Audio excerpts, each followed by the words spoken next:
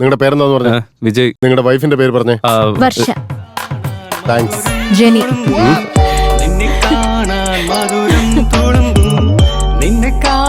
അവളെ കണ്ട ഹാപ്പി, എന്നെ കണ്ട പിശാചിനെ കാണുന്ന പോലെ അല്ലേ?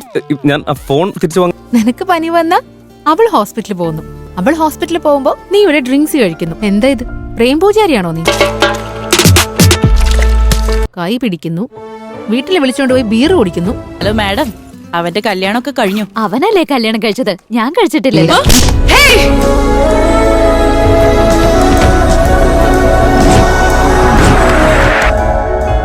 കുളിക്കുന്ന സമയത്ത് കടൽ പോലെ ആയിരിക്കണമെന്ന് നീയല്ലേ പറയാറുള്ളത്?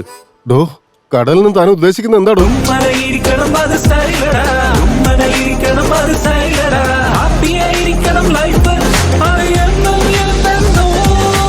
അങ്ങനെ അങ്ങോട്ട് ചോദിക്കേ. ഇത്രയ്ക്ക് പാവം പിടിച്ച എന്നെ ഒറ്റ രാത്രി കൊണ്ട്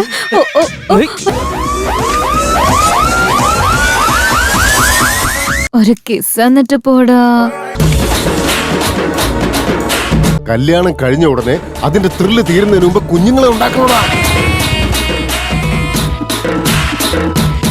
അതിനിപ്പോ ഞങ്ങൾ എന്ത് ചെയ്യണം?